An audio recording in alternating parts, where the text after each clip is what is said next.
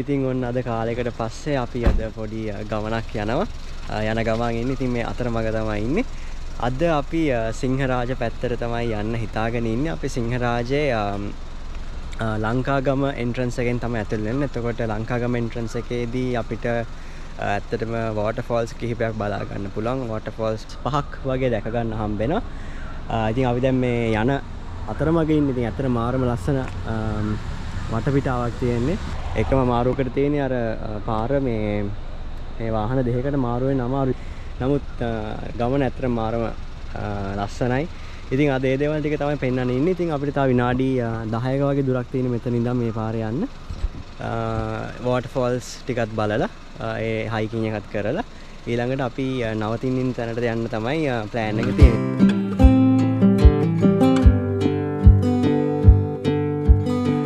ඕකේ ඉතින් අපි ලංකාගම එන්ට්‍රන්ස් එක ගාවට ආවා. ඉතින් ඔයාලට පුළුවන් මෙහෙම මේක එක ගෙවල් තියෙනවා. ඒවල වාහන එහෙම තියෙනවා නම් ඒවා දාලා යන්න පුළුවන්. ඉතින් මෙතනින් තමයි පටන් ගන්න තියෙන්නේ. අතනින් උඩට යන්න තියෙන්නේ. මෙතන පොඩි පාලමක් තියෙනවා. මේ යන්නේ ගින්ගඟ.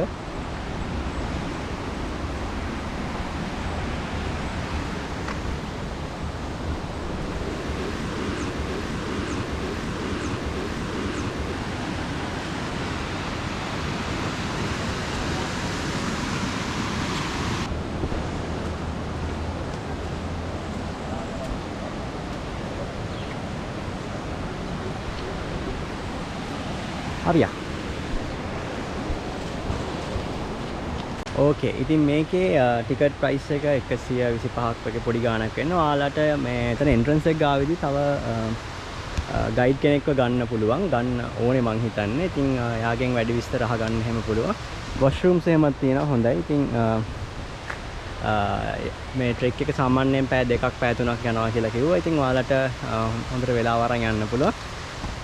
වොෂ්රූම්ස් එහෙමත් තියෙනවා. ඉතින් එතනට ගිහිල්ලා වැඩේ පටන් ගන්න පුළුවන්. මේ ඉන්න අපේ ගයිඩ් මහත්තයා. අපිට පොඩි විස්තරයක් දෙන්නකෝ සිංහරාජ ගැන. උඩට. මලගම්බාරදී බුද්ධෙන් පැලේ සිංහරාජ මේ ගිරිනලා තියෙනවා. එන්නේ කාලේ මේ ආක්මනේ කරකරුවා. ඒ ආක්මනේ වම් කුලක් අතේ වියන්තන විදිනවා. ඒක සිරිපාදේ කාලේ පැත්තට. ඊයරේ මේ සිරිපාදේ ගිහිල්ලා තියෙන සිංහරාජ බැරි කියලා කතාවක් තියෙනවා. මේක මායිමල තියෙනවා ගාල්ල මාතර රපුටට සිංහරාජ. ඒ මේ DL වලින් තමයි පාර පිළිලා දෙන්නේ. කලිය ඇතුලේ. මේ අනකොට දැන් මේක රම් කුල කොහොමද දැකලා ගන්න ඕනි කියලා මේකෙන් කල්ලට පල්ලිකොල දාලා එක තමයි කියන්නේ. වාස්පනේ වටිනු ඇල්ල වාස්පනල නම් හදාගන්න. ඒක තමයි තියෙන්නේ. ඊට වටක් ප්‍රමාණය ගත්තොත් කියන එකේ අර ප්‍රතිශතය 77. ඊට පස්සේ දක්වලන් ගත්තොත් 240ක් විතර තියෙන විශේෂ. විශේෂ නෙමෙයි. කාට ආවිද කියලා. ආහා. ඒක තියෙනවා. මේ සිංහරාජ ගැන කොච්චරක් එන්ට්‍රන්ස් කීයක් විතර තියෙනවද? ඔව් අපිට සිංහරාජ එන්ට්‍රන්ස් 5ක් තියෙනවා. ආහා. මේ අපි ඉන්නේ දැන් ගාල්ල ඩිස්ට්‍රික්කේ ලංකාගම දෙන්නේ. ඒකම වලට ඇතුල් වෙනවා 7 වතුරෙන් වැද්දකල එන්ට්‍රන්ස් මේ ඇතුල් වෙනවා. ආපු ඩිස්ට්‍රික්කේ එන්ට්‍රන්ස් 3ක්. හරි. ඒක දෙන්නේ එන්ට්‍රන්ස් කියලා එකක් තියෙනවා. සිංහල එන්ට්‍රන්ස් කියලා තියෙනවා. මොනිටර් සයිට් එක තියා සූල් එකක්. ඇතුල් වෙන්න පුළුවන්. ඒක කොහේ ගියත් ඔයාලට ටිකට් එකක් ගන්න ගයිඩ් කෙනෙක් ආද පස්සේ කරලා අර බුලත් කියලාත් අපි කියනවා මේක. ලංකාවට බුලත් වෙනට කලින් මේක අපේ. දැන් අපේ අය මේක මී කඩන්න පාවිච්චි කරනවා. කියන්නේ මේක පොඩි කරලා මේ මැස්සට පිම්බම මැස්සෝ ටික මේකේ සැරට උඩට යනවා. ඊට පස්සේ මීය කඩන්න.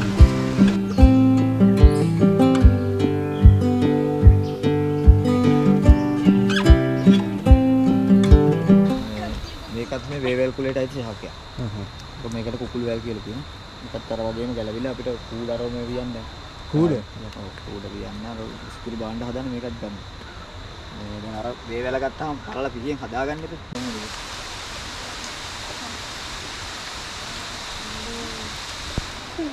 සමීපයිනේ බොන්නනේ.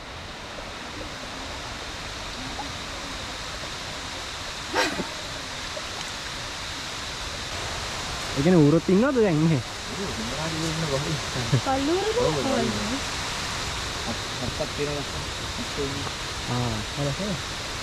මේ ගහේ. හතු. අනේ. මස්ටෝන්. අනේ මට ගන්න පුළුවන් ඒක සිංගලෝලි කරලා. ඒක වෙනවා මේ අපිරිමයි. මොකද දැන් ඒක මාන කෑමක් මිසු බුදුමාකාර ආසයි. කිලෝකට රුපියල් 2000 කට විකුණනවා. ඒක හැදෙන කාලේ.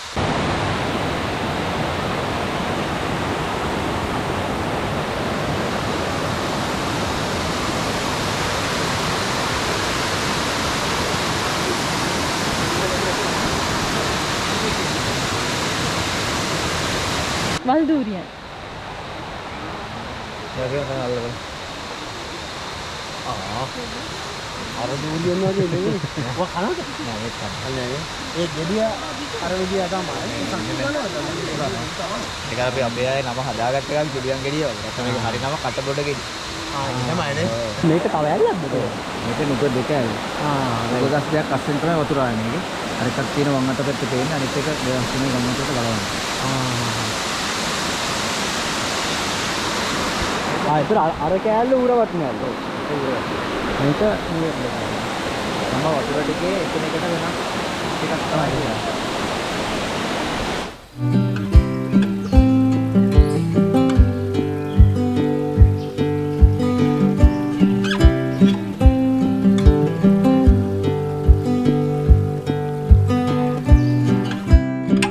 බෙරළිය ගෙඩිය මේ විදියම මේක වස මේක බෙරළිය නෙමෙයි මම ඔයාලට පෙන්වන්න ගත්තේ.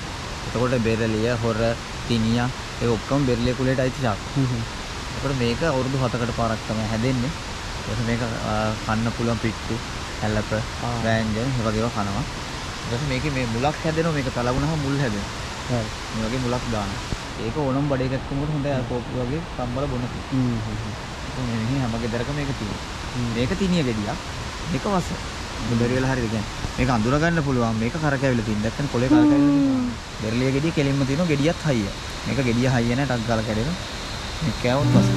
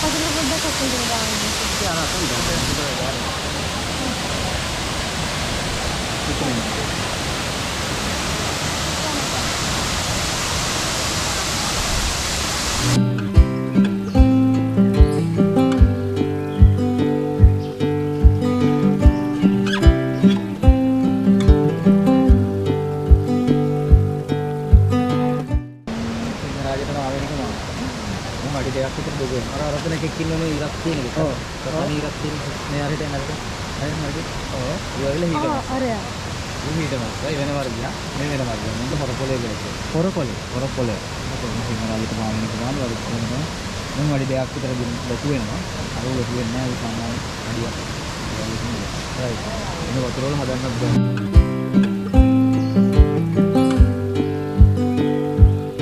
ඉතින් ඔන්න අපි දැන් වෝටර්ෆෝල්ස් ටික බලලා දැන් අපි ෆොරස්ට් රිට්‍රීට් එකට යන ගමන් ඉන්නේ ඉතින් අතන මාරම හොඳ එක්ස්පීරියන්ස් එකක් අපේ අර ගයිඩ් ගොඩාක් දේවල් කියලා දුන්නා හැම දෙයක්ම ඉතින් කැමරා එකේ රෙකෝඩ් කරගන්න බැරි වුණා. නමුත් සෑහෙන දෙයක් ඉගෙන ගත්තා. ඒගොල්ලන්ගේ ජීවන උපාය ඒගොල්ලෝ කරන් යන විදිහ, ඒගොල්ලන්ට තියෙන ප්‍රශ්න, ගැටලු, කරදර හැම දෙයක්ම කතා කරා. ඉතින් මම ඒ ගැනත් ඔයගොල්ලන්ට මේ අපි ඉන්න තැනට ගිහින් මේ ඒ ගැනත් මම ඔයාලට එක්ක බෙදා ගන්න.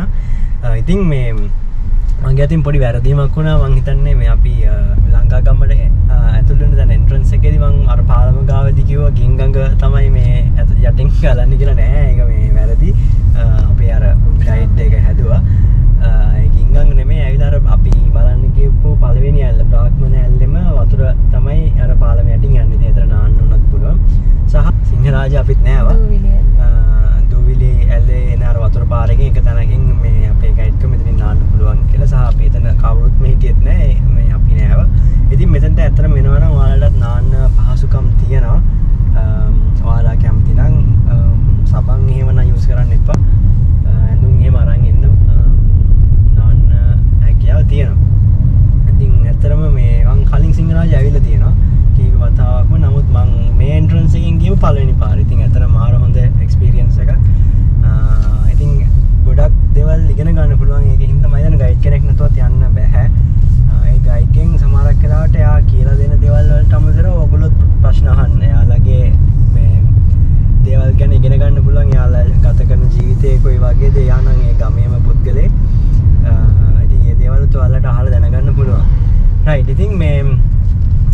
මර වැරද්ද නිවැරදි කරගන්න ඕන උනේ. ඕකේ ඉතින් දැන් අපි ඇවිල්ලා ඉන්නේ පාකින් එකට. ඉතින් මැප් එක දාගෙන ආව මෙතන මේ කඩයක් වගේ එකක් තියෙනවා. ඉතින් එතන මේ අතුරු පාරෙන් එන්නේ මේ කඩේ පිටිපස්සේ තමයි පාකින් එක කියලා දාන්න තියෙන්නේ. ඉතින් ඕෆ් රෝඩ් වාහනයක් වගේ තියෙනවා නම් යන්න පුළුවන්. හයිලක්ස් එහෙම යනවා කියලා කිව්වා. මේ නමුත් ඉතින් අපි සුපුරුදු විදියට මේ වාහනේ උස වුණාට ඉතින් රිස්ක් එකක් ගන්න ඕනේ නැති හින්දා අපිත් වාහනේ මෙතන දාලා එයාලගේ ජීප් එකෙන් තමයි යන්න හිතාගෙන ඉන්නේ. ඉතින් ජීප් එකට වෙනම පේ කරන්න ඕනේ. ඒක ඒගොල්ලන්ගේ මේ එකේ නැහැ.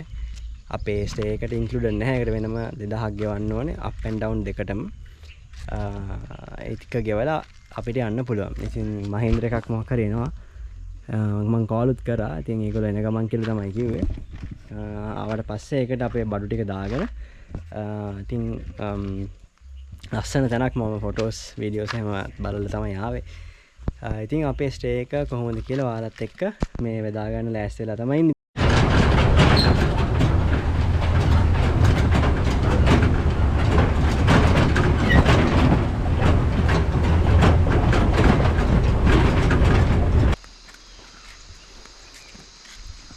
මේ බල්ලෙක්ද? බහුවේගී ඉස්සෝ. Ja, open කරලා.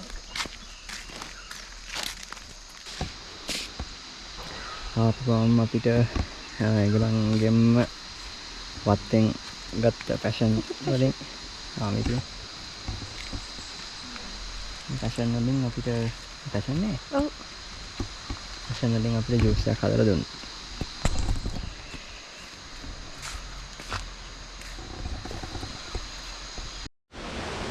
මේ තියෙන්නේ අපි අද ඉන්න තැන. එතන ඇස්වල පූල් එක තියෙනවා. එතන තව කබාන එකක් තියෙන උඩ එක. මෙතන තව එකක් තියෙනවා. තුනක් තමයි තියෙන්නේ ටෝටල්. ලස්සනයි. ඉතින් වෝටර්ෆෝල් එක මෙතන තියෙනවා. අපේ කබාන එක ගාවම නැචරල් පූල් එකට අපි යන්න පුළුවන්. උඩම කබාන එකයි දෙවෙනි කබාන එකයි උඩම කබාන එක මෙතන දෙවෙනි කබාන එක මෙතන අපි තමයි පල්ලෙහාම කබාන එක ඉන්නේ. ඉතින් මෙතන තමයි මේ නැචරල් පූල් එක තියෙන්නේ. ඉතින් මෙතන පොඩි ටේබල් එකක් තියෙනවා. වාඩිලා ඉන්න පුළුවන්. ෂූස් අර එහෙම හිටියන්න රැක් එකක් තියෙනවා. ඩබල් බෙඩ් එකකුයි තව මැට්‍රස් එකකුත් තියෙනවා. ටේබල් එකක් තියෙනවා. ටී කොෆි හදාගන්න බඩු වෙනකොට තියෙනවා. මෂ්රූම් එක මේ වගේ. මේවා ගල් වලින් තමයි මේක කරලා තියෙන්නේ. මීරර් එක තියෙනවා. හොට් වෝටර් තියෙනවා. ඉතින් මේ වගේ දේවල් තමයි තියෙන්නේ. ටීවී ඒව මොනවත්ම නැහැ. ඉතින් ඒක හොඳයි. සිග්නලුත් ලාවට තමයි තියෙන්නේ. ඒකත් හොඳයි. මොකද ඉතින් ඇත්තටම මේ වගේ තැනකට ඇවිල්ලා මේ අපි පොඩ්ඩක් නේද මේ ටීවී වලින් ෆෝන් වලින් පොඩ්ඩක් අයින් වෙලා ඉන්නවනම් හොඳයි. හැමදාම එන්නෙත් නැහැනේ. ඉතින් ওই විදිහට තමයි තියෙන්නේ. ඉතින් අද මේ දෙකේම කට්ටිය ඉන්නවා. අපි පොඩ්ඩක් අපේ ලන්ච් එක ගෙනත් දෙන්න කියලා කිව්වා. මොකද දැන් වෙලාව 4යි. ඉතින් ටිකක් බඩගිනි. ඉතින් ඒගොල්ලෝ ගෙන අරේන්ජ් කළා. සාමාන්‍යයෙන් මේ ලන්ච් එක රතන මේ ඔයාලා දකින්නත් අපි අර මේ මොකද්ද වෙල්කම් ඩ්‍රින්ක් එක ගත්තන් තමයි අරේන්ජ් කරන්නේ. නමුත් එයාලා අපිට මෙතනට ගෙනත් දෙන්නම් කියලා කිව්වා අපිට මහන්සි හින්දා. ඉතින් හෙට උදේට මෙයාලාට අපි කතා කරොත් කිව්වොත් මෙයාලාත් හයිකින් එකක් අරේන්ජ් කරලා දෙන්නම් කිව්වා. මෙතන ඉඳන් මේ වෝටර්ෆෝල් එකේ උඩට යන්න පුළුවන් කෝ උඩටම. ඉතින් අපේ මහන්සියයි අපේ කැමැත්තයි යනවා. ඒගොල්ලෝ අපිව ගයිඩ් කරලා තැනට අරන් යයි. අපේ දවල් කෑම ආවා. අපිට තියෙනවා සුදුබත්, පපඩම්, පරිප්පු, වම්බතු, වත්තක්ක, චිකන්. ඉතින් මෙයාලා කියන්නේ මෙයාලගේ ගොඩක් දේවල් එඩෝලු එහෙම මෙයාලම බවන දේවල් කියලා තමයි ඉතින් කියන්නේ. දැන් අපිට කාලා බලලා රහ කියන්න තමයි තියෙන්නේ. කාලා කියන්න කොහොමද කියලා. ගොඩක් බඩගින්න ඉන්නේ ඇත්තට. රත් එහෙම.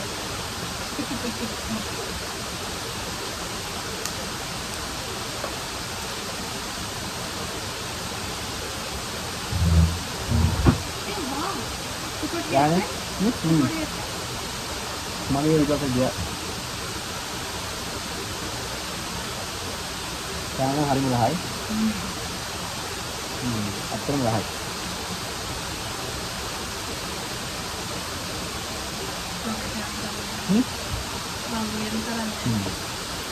යාම ගන්න හා.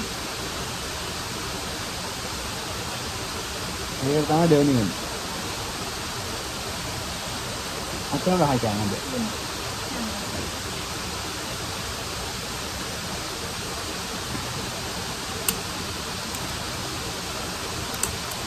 hari apa nak?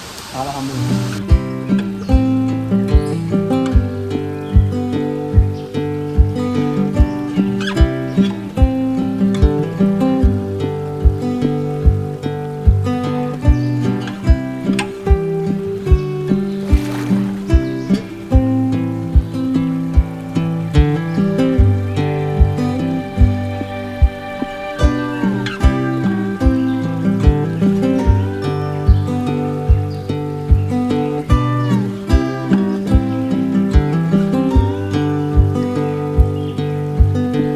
Good morning. ඉතින් ඔන්න උදේ පාන්දරම හයික් එකක් යන්න තමයි ලෑස්තිලා ඉන්නේ. තාම උදේට කාලත් නැහැ. දැන් පටන් ගත්ත මෙතන ළඟ තියෙනවා දියැලක්. ඉතින් ඒක බලන්න තමයි දැන් යන්නේ. අනිත් කට්ටියත් ඉන්නවා.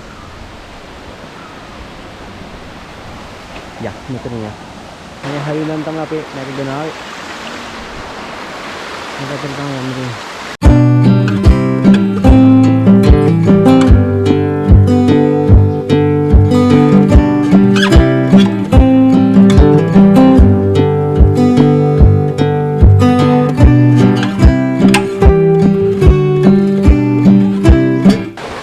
අපි දැන් සෑහෙන දුරක් ආවා මෙතනින් පල්ලෙහාට. ඔයගලන්ට අපිට ඕන නම් ඉතින් මෙතන නවතින්නත් පුළුවන්. මෙතන කට්ටිය යෝගා එහෙම කරනවා. එහෙම නැත්නම් දියල්ල තියෙනවා මේක තව මෙතන ඉඳන් කිලෝමීටරයක් උඩට. අපිට ඉතින් තව යන්න පුළුවන් කියලා හිතුණා. ඒකින්ද අපි දන්නේ උඩටම යන්න පුළුවන් වේද කියලා. අපි කාර්යයක් යනවා.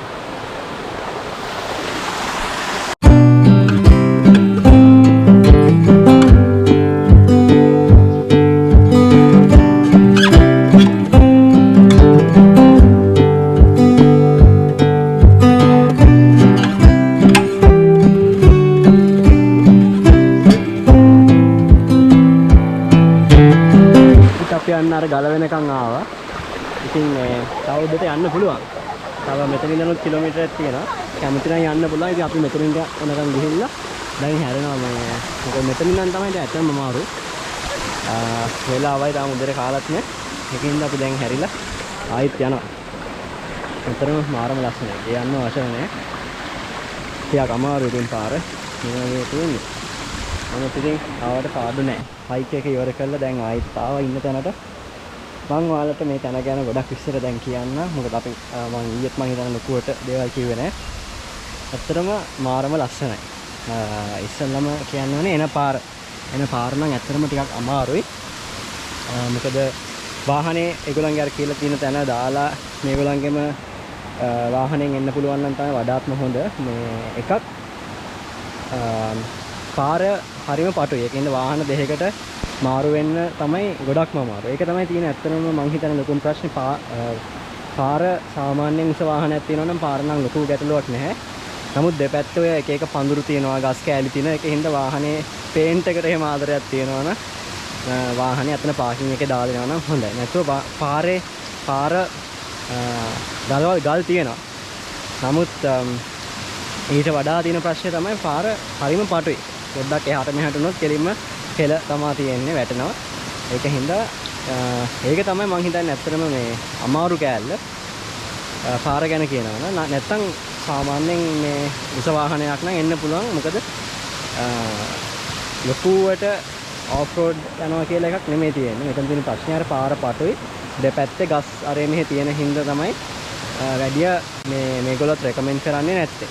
ඉතින් පාර තමයි ඇත්තටම අමාරු කෑල්ලකට තියෙන්නේ. ඉතින් දැන් අපි ඉන්නේ මේ කොටේජ් එකේ.